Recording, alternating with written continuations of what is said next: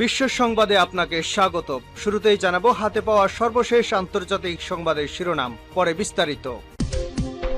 প্রথমে ইসরায়েল, ফিলিস্তিন ও ইরান যুদ্ধ চলছে, জানিয়ে দিব আমাদের হাতে থাকা সর্বশেষ গুরুত্বপূর্ণ আপডেট আন্তর্জাতিক সংবাদ। রাফায় ইসরায়েলে পুরোদমে হামলার বিপর্যয়ে সামিল হবে বলছে জাতিসংঘের প্রধান। জানিয়ে দিব যে কারণে ইসরায়েলে বোমার চালান বন্ধ করে দিল যুক্তরাষ্ট্র। আরও জানিয়ে দিব ইসরায়েলকে রাফা হামলার সবুজ সংকেত দিয়েছে যুক্তরাষ্ট্র। এবং আরও জানিয়ে দিব গাজায় নগরীর অ্যাপার্টমেন্টে ইসরায়েলি বোমা হামলায় এক পরিবারের 7 জন নিহত।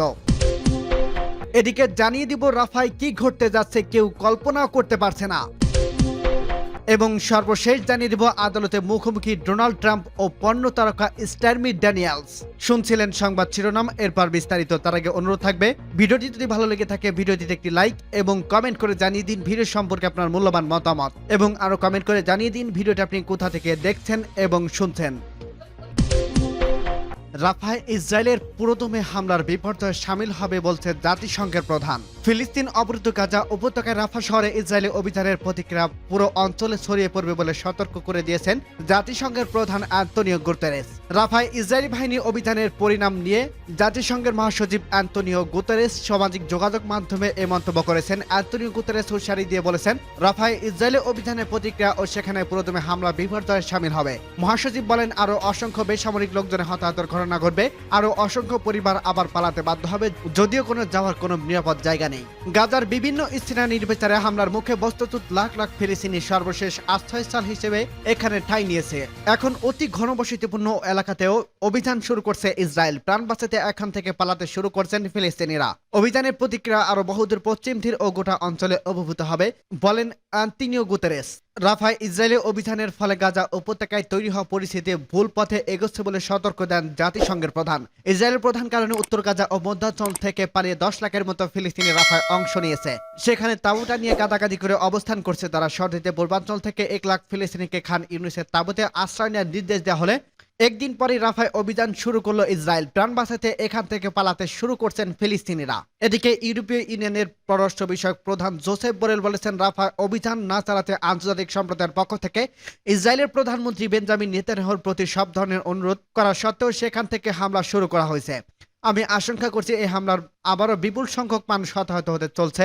গাজায় এখন আর কোনো নিরাপদ জায়গা নেই বলেন বোরেল, যে কারণে ইসরায়েলি বোমার চালান বন্ধ করে দিল যুক্তরাষ্ট্র।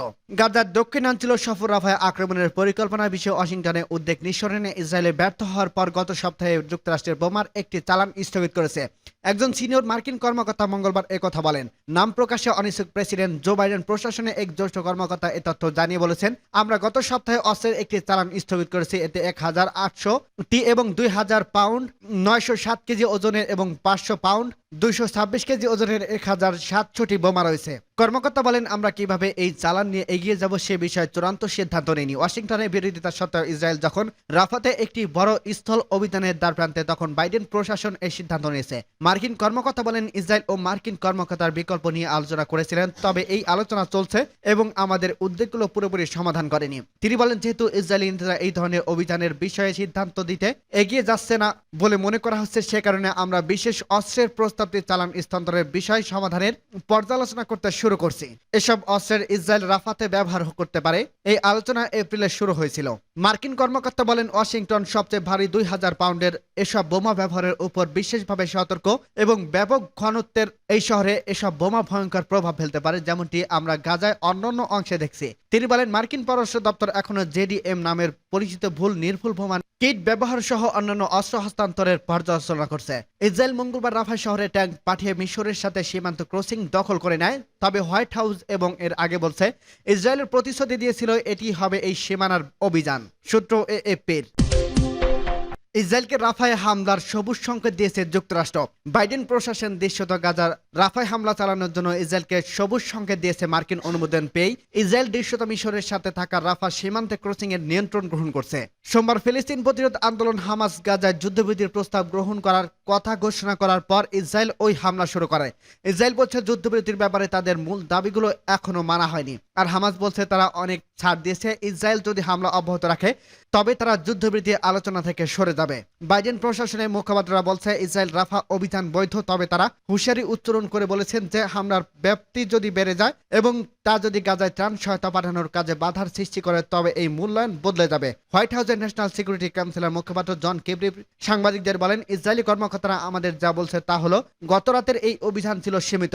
এর লক্ষ্য ছিল হামাসের অস্ত্র চোরাচালান এবং তহবিলের সংগ্রহের সক্ষমতা ছিন্ন করা। পৃথক এক সংবাদ সম্মেলনে মার্কিন পররাষ্ট্র দপ্তরের মুখপাত্র ম্যাথিউ মিলার বলেন, এখন পর্যন্ত মনে হচ্ছে এটি একটি সীমিত অভিযান, তবে এরপর কি হবে তার উপর অনেক কিছু নির্ভর করছে। তিনি বলেন, আমরা স্পষ্ট করে বলছি যে আমরা বড় ধরনের সামরিক অভিযান দেখতে চাই না, এটিকে বড় সামরিক অভিযানের সূচনা বলা যেতে পারে। তিনি বলেন, ইসরায়েল একটি কথা খুবই সত্য, তা হলো হামাস এখনো রাফায় গাজার দিকটি নিয়ন্ত্রণ করছে। এর মাধ্যমে হামাসের রাজস্ব সংগ্রহ করছে। হামাস যাতে অর্থ সংগ্রহ করতে না পারে সেজন্য এই পদক্ষেপ গ্রহণ করা হয়েছে। ইসরায়েল মঙ্গলবার সকালে রাফা ক্রসিং এর নিয়ন্ত্রণ গ্রহণ করছে, এর ফলে সেখান থেকে ত্রাণ সরবরাহ বন্ধ হয়ে যায়। অথচ এটি হলো গাজায় ত্রাণ সরবরাহের প্রধান পথ। সূত্র টাইমস অব ইসরায়েল। গাজার নগরী অ্যাপার্টমেন্ট ইসরায়েলি বোমা হামলায় এক পরিবারের 7 জন নিহত। ফিলিস্তিন অবরুদ্ধ গাজা উপত্যকায় গাজা নগরী একটি অ্যাপার্টমেন্টে কমপ্লেক্সে আজ বুধবার বোমা হামলা চালিয়েছে ইসরায়েলি বাহিনী। এই হামলায় 7 জন নিহত হয়েছে। ফিলিস্তিনের বার্তা সংস্থা ওয়াফা নিউজ এ তথ্য জানিয়েছে। অ্যাপার্টমেন্ট ভবনটি গাজায় নগরীর পূর্ব দিকের জেতুইন এলাকায় অবস্থিত। ওয়াফার খবরে বলা হয়েছে হামলার একটি পরিবারের 7 জন নিহত হয়েছে। নিহত ব্যক্তিদের মধ্যে আছেন স্বামী, স্ত্রী ও তাদের 5 সন্তান। এদিকে দক্ষিণ গাজার রাফা শহরে একটি মোটরসাইকেল নিশানা করে বোমা হামলা চালিয়েছে ইসরায়েলি বাহিনী। এ হামলায় 2 ব্যক্তি নিহত হয়েছে, আহত হয়েছে কয়েকজন। হামলার ঘটনা ঘটছে সালাহ আল দিন গেট এলাকায়। বার্তা সংস্থা এএপির খবরে বলা হয়েছে রাফা স্থল অভিযান শুরু করছে ইসরায়েল। গতকাল মঙ্গলবার মিশরীয় সীমান্তবর্তী রাফা ক্রসিং এর ফিলিস্তিনের অংশ নিয়ন্ত্রণে নিয়েছে ইসরায়েলি বাহিনী। গাজা স্বাস্থ্য মন্ত্রণালয়ের তথ্য মতে গত 7 অক্টোবর থেকে ইসরায়েলি বাহিনীর হামলায় গাজায় প্রায় 34,800 ফিলিস্তিনি নিহত হয়েছে। নিহত মানুষের 70 ভাগই নারী ও শিশু। রাফায় কি ঘটতে যাচ্ছে কেউ কল্পনাও করতে পারছে না। যুক্তরাষ্ট্রের মিশিগানে একটি ফিলিস্তিন বিরোধী সমাবেশে থেকে স্লোগান দেওয়া হয়েছে, রাফা রাফা আমরা এখন আসছি। যুক্তরাষ্ট্র ও পশ্চিম দেশগুলোর সংবাদ মাধ্যম এখন বিশ্ববিদ্যালয়গুলোর ক্রমবর্ধমান আন্দোলন নিয়ে হুমকি খেয়ে পড়ছে। শুধু যুক্তরাষ্ট্র নয়, ইউরোপের বিশ্ববিদ্যালয়গুলোতে আন্দোলনের ঢেউ আশ্রে পড়ছে। সংবাদ মাধ্যমের শিরোনাম ভরে উঠছে প্রতিবাদ, প্রতিবাদকারীদের উদ্দেশ্য পাল্টা প্রতিবাদ, পুলিশের কর্মকাণ্ড। এসব বিতর্ক নিয়ে বিবেচনা বিশ্লেষকরা যেন খুব আরাম করেই ভুলে যাচ্ছেন এসব ঘটনা আসলে কি কারণে ঘটছে। বাস্তব গল্পটা গাজার মাটিতেই ঘটে চলছে, বাদবাকি যা কিছুই সবটাই পার্শ্বগল্প। কিছু গণহত্যার সমর্থক অনেক গোষ্ঠীর এই পার্শ্বগল্পের উপরই মূল্য দৃষ্টিতে আটকে রাখতে চান। বাস্তব গল্পটা সেই সমাজে, সেখানে আর কোনো বিশ্ববিদ্যালয় নেই। গাজার সবকটি বিশ্ববিদ্যালয় ধ্বংস করে দিয়েছে ইসরায়েল। গল্পটা সেই সমাজের যেখানে মানুষের ভবিষ্যৎ ও জীবনের মৌলিক সান্ত্বনাটুকু ঝুঁকিতে। গল্পটা তাদের যারা এখন ইসরায়েলের পার্শ্ববর্তী জাতি হত্যামূলক অভিযানের মুখোমুখি দাঁড়িয়ে। সর্বোপরি গল্পটা 15 লাখ বস্তুচ্যুত ফিলিস্তিনির যারা দক্ষিণ গাজা রাফায় গাদাগাদি করে থাকতে বাধ্য হয়েছেন, তাদের অনেকেই এবার নিয়ে 7 বার বস্তুচ্যুত হয়েছেন। গল্পটা সেখানকার 6 লাখ শিশুর যাদের অনেকেই নতুন করে এতিম হয়েছেন। গল্পটা তাদের যারা না খেয়ে পানি পান করতে না পেরে মরতে বসেছে। বছরের পর বছর ধরে রাফা শহরে মানুষের ভয়ঙ্কর বাস্তবতার মুখোমুখি হয়ে আসছে। 1956 সাল ইসরায়েলের আগ্রাসন ও দখলদারিত্বের সময় প্রথম তারা গণহত্যার শিকার হয়েছিল। সেবার ইসরায়েলি সেনারা রাফা শরণার্থী শিবিরে অবস্থিত UNRW স্কুলের দিকে লোকজনকে নিয়ে গিয়ে গুলি চালিয়েছিলেন। জাতিসংঘের সংস্থাগুলো সেখানে 111 জনের লাশ পড়ে থাকতে দেখেছিলেন, যাদের 103 জনই শরণার্থী। আদালতের মুখোমুখি ডোনাল্ড ট্রাম্প ও পর্ন তারকা স্টর্মি ড্যানিয়েল। পর্ন তারকা স্টর্মি ড্যানিয়েলের সঙ্গে সাবেক মার্কিন প্রেসিডেন্ট ডোনাল্ড ট্রাম্পের যৌন সম্পর্কের গোপন রাখার জন্য ঘুষ প্রদানের অভিযোগ করা মামলায় আদালতের সাক্ষ্য গ্রহণ করছে। আর জনতার সামনে নিজের অবস্থান তুলে ধরতে আদালতের সাক্ষ্য প্রদান করছে দুইজনই। এরই অংশ হিসেবে যুক্তরাষ্ট্রের আদালতে গতকাল মঙ্গলবার 7 মে মুখোমুখি হন ডোনাল্ড ট্রাম্প ও স্টর্মি ড্যানিয়েলস। খবর বিবিসির। ডোনাল্ড ট্রাম্প ও স্টর্মিকে ঘিরে যে চাপা উত্তেজনা ও কামুত্তেজক বর্ণনার রেশ চলছে তা এখনো ছড়িয়ে পড়ছে আদালতেও। ঘুষ দিয়ে মুখ বন্ধ রাখার অভিপ্রায়তে যে অভিযোগ উঠেছে ট্রাম্পের বিরুদ্ধে, সেই মামলার সাক্ষ্য দিতে প্রথমবারের মতো আদালতের মুখোমুখি হলেন সাবেক মার্কিন প্রেসিডেন্ট ও স্টর্মি ড্যানিয়েলস। নিউ ইয়র্কের সিটিতে আদালতে এদিন সাবেক পর্ন তারকা হাজির হন কালো ঢিলে ঢালা পোশাক পরে। তার চুলগুলো ছিল পিচমোড়া করে বাঁধা। আদালতে ট্রাম্পের দিকে চোখ তুলে তাকাননি স্টর্মি। যখন আসামিকে শনাক্ত করতে বলা হয় তখন নীল স্যুট পরিহিত সাবেক মার্কিন প্রেসিডেন্টের সঙ্গে তার এক ঝলক দৃষ্টি বিনিময় হয়। স্টর্মি ড্যানিয়েলস আদালতে বেশিরভাগ সময় কাটিয়েছেন ট্রাম্পের সঙ্গে তার যৌন সম্পর্কের ঘটনা তুলে ধরে এই মামলার মূল আকর্ষণ হিসেবে দেখা হয়েছে। এ সময় তাকে আইনজীবীদের করা আপত্তিকর বেশ কিছু প্রশ্নের মুখোমুখি হতে হয়। ডোনাল্ড ট্রাম্পকে তার ব্যবসায়িক কর্মকাণ্ডের মিথ্যা তথ্য দেওয়ার জন্য 34টি অভিযোগের মুখোমুখি হতে হচ্ছে। আর এসব অভিযোগের মূলে রয়েছে এই পণ্য তারকাকে $1,30,000 প্রদানের বিনিময়ে তার মুখ বন্ধ রাখার চেষ্টা করা। আদালতে ট্রাম্প নিজেকে নির্দোষ দাবি করেন এবং স্টার্মির সঙ্গে যৌন মিলনের অভিযোগে অস্বীকার করেন। তবে সাবেক মার্কিন প্রেসিডেন্ট স্বীকার করেন সাবেক আইনজীবী মাইকেল কোহেলেনের মাধ্যমে তিনি মুখ বন্ধ রাখতে স্টার্মিকে অর্থ প্রদান করেছিলেন।